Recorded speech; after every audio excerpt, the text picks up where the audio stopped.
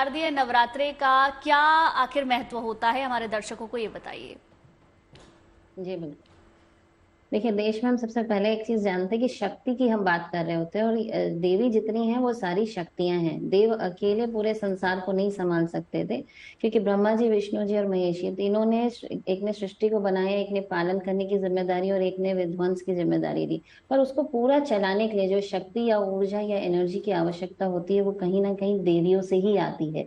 हम कहीं ना कहीं देवता को देवियां ही पूरक करती हैं, कंप्लीट करती हैं। तो जब देवियों की बात करते हैं तो नवरात्रि को सबसे ज्यादा शक्तिशाली माना गया है, और साल में 4 नवरात्रे होते हैं, उसमें सबसे ज्यादा महत्व हम शारदा नवरात्रि को देते हैं, क्योंकि इस समय सबसे ज्यादा एनर्जी कौन माने पूरे कॉस्मोस में एनर्जी की, ऊर्जा की कैपेसिटी काफी बढ़ जाती है।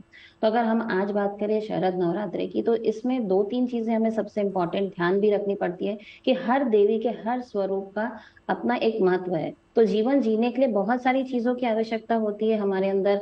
इंटेलिजेंस भी होना चाहिए, बैलेंस भी होना चाहिए, कंफर्ट भी आना चाहिए, हर चीज होना चाहिए। तो वैसे हर देवी के एक एक एट्रीब्यूट्स हैं।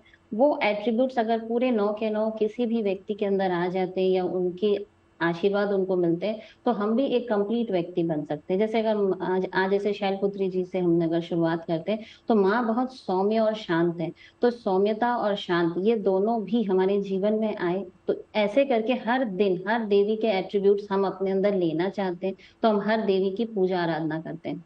और मुहूर्त पे हम इसलिए कर रहे होते हैं क्योंकि उस टाइम में सबसे ज्यादा एनर्जी हाई होती है, और उस समय जब अगर हम उनसे आशीर्वाद लेके कोई चीज को कर रहे होते हैं, तो वो एम्पलीफाइड रिजल्ट हमको मिलता है। अब मुहूर्त में क्या होता है कि एक स्पेसिफिक टाइम मिलती है आपको, पर आप समझते हैं शारद नवरात्रि में जब हम कलश स्थापना कर रहे हैं, हम इतनी सारी चीजें वहां कर रहे होते हैं, वेदी बना रहे होते हैं, पूरा सप्तशती का पाठ कर रहे होते हैं, तो एग्जैक्ट मुहूर्त उस टाइम के अंदर सारा चीज कंप्लीट होना मुश्किल होता है। तो जब मुहूर्त की हम बात बोलेंगे, तो सबसे इंपॉर्टेंट होगा कि किस समय हमने दीप को प्रज्वलित किया। तो मुहूर्त के लिए सबसे इंपॉर्टेंट होता है कि दीप प्रज्वलन उस समय अगर शुरू कर दिया हमने, तो बाकी जी। पूरे प्रोसेस में जो भी टाइम लगता है वो मैटर नहीं करता। हो भी सकता है वो टाइम एक्सीड कर जाए मुहूर्त के टाइम को, पर उससे कोई प्रॉब्लम नहीं होती है। सुमित्रा जी, जब बात आदिशक्ति की होती है तो बात अंधकार को मिटाने की बात होती है। खासकर हम जब शैलपुत्री माता की बात करते हैं, अंधकार को या फिर कहीं अज्ञान को मिटाती हैं, तो विशेषकर अगर हम देखें तो क्या अगर माँ शैलपुत्री की हम आराधना करते हैं तो क्या डिप्रेशन से बच सकते हैं, और जैसे कि तमाम स्टूडेंट्स जो हैं उनको अज्ञानता से मुक्ति मिल सकती है? जी बिल्कुल।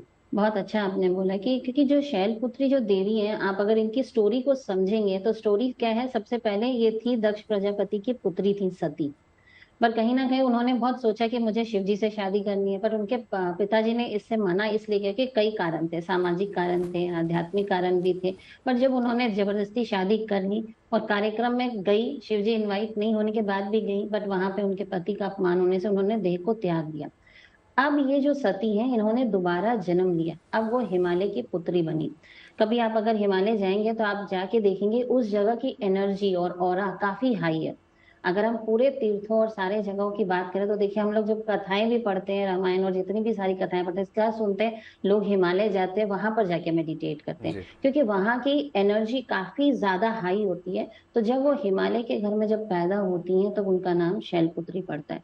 तो ऑटोमेटिकली आप एक बात समझिएगा, जरूर आप मेरे बात से सहमत होंगे, कि जब भी हम डिप्रेशन में होते हैं, तो कहीं ना कहीं हमारी एनर्जी और सकारात्मक ऊर्जाएं हमारे शरीर में काफी कम हो जाती हैं।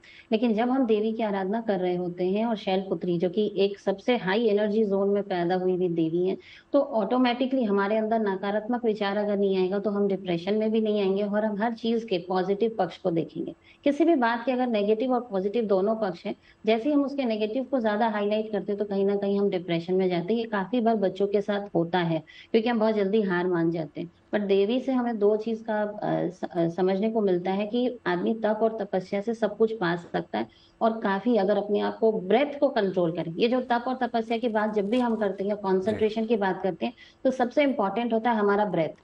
कोई भी व्यक्ति अगर जिसको डिप्रेशन की फीलिंग आती है, अगर वो अपने ब्रेथ को बहुत डीप अगर लेता है और डीप छोड़ता है और बहुत स्लो करता है, ये जरूर मैं आपको बोल सकती हूँ, क्योंकि डॉक्टर हूँ, वैसे भी बोल सकती हूँ, उसको डिप्रेशन नहीं होगा। जी जी सुमित्रा जी, ये भी बता दीजिए कि देखिए अब बोलते हैं कि अब कलश स्थापना के बाद अगर हम विशेषकर बात करें कि ज्योतिष पर, किस प्रकार से ज्योतिष विद्या पर और 9 दिनों पर जो विशेष 9 पवित्र दिन हैं, इनका किस प्रकार का प्रभाव पड़ता है हम पर? जी, अगर कलश स्थापना की बात करते हैं तो आप हम सब जानते हैं कि हम सबसे पहले गणेश जी की पूजा की बात करते हैं।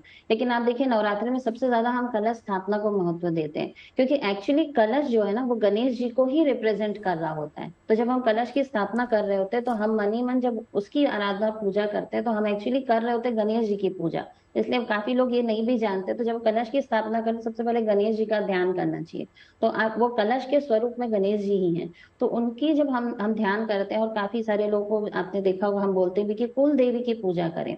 एक विशेष बात जो यहाँ बोलना चाहूंगी, आपके सवाल पर आऊंगी, पर एक विशेष बात ये बोलना चाहूंगी, जिन लोग की कुल देवी का नाम वो नहीं जानते वो काफी कंफ्यूज होते हैं कि मैं क्या करूं। आज का दिन उनके लिए बहुत महत्वपूर्ण इसलिए है क्योंकि पार्वती जी के ही सभी स्वरूप हैं। जितने भी आप जो कुल देवी की बात करते हैं ना वो पार्वती जी के ही स्वरूप है, पर हमने देवियों में सबसे ज्यादा हमने दुर्गा जी को मान लिया है।